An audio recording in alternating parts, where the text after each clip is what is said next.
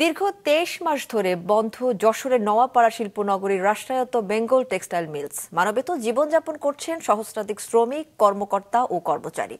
নষ্ট হয়ে গেছে কোটি টাকার যন্ত্রাংশ। যশোর রিপোর্টার রাহুল রায়ের পাঠানো তথ্য ছবিতে ডেস্ক রিপোর্ট।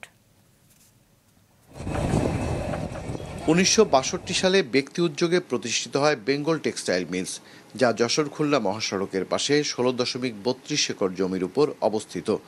মিলটিকে সরকারি মালিকানায় নেওয়া হয় ১৯৭২ সালে। শুরুতে কয়েক বছর ভালোভাবে চলেছিল। ধীরে ধীরে লোকসানি প্রতিষ্ঠানে পরিণত হয় বেঙ্গল টেক্সটাইল মিলস, পুরনো যন্ত্রপাতি, প্রযুক্তি আর বাড়তি ব্যয়ের কারণে। তারপর আর ঘুরে দাঁড়াতে পারেনি। দীর্ঘদিন লোকসানে থাকা প্রতিষ্ঠানটিকে সরকারি বেসরকারি অংশীদারিত্ব বা পিপিপিতে চালুর অনুমোদন দেওয়া হয় ২০১৭ সালের ডিসেম্বরে।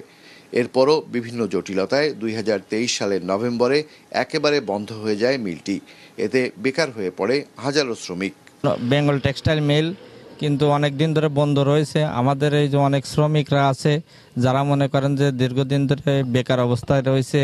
এই মিলটা যদি সরকার মহোদয় চালু করে তাহলে অনেক শ্রমিকা তারা কাজের উদ্যোগতা পায়, তাদের দিনও ভালো চলে। দীর্ঘদিন বন্ধ থাকায় মরিচা ধরেছে কোটি টাকার যন্ত্রপাতিতে।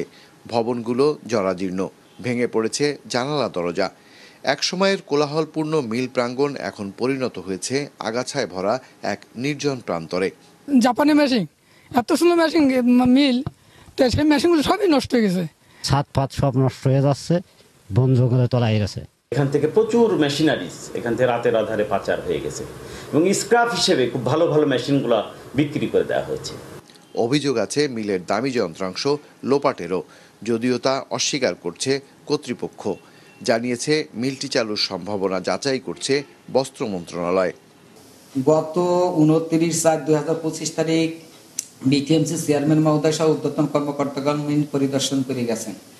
মিল দ্রুত চালু করার লক্ষ্যে কার্যক্রম গ্রহণ করিয়াছেন। আধুনিকায়নের মাধ্যমে দ্রুত টেক্সটাইল মিলটি চালুর দাবি স্থানীয়দের। মাছরাঙা নিউজ ডেস্ক।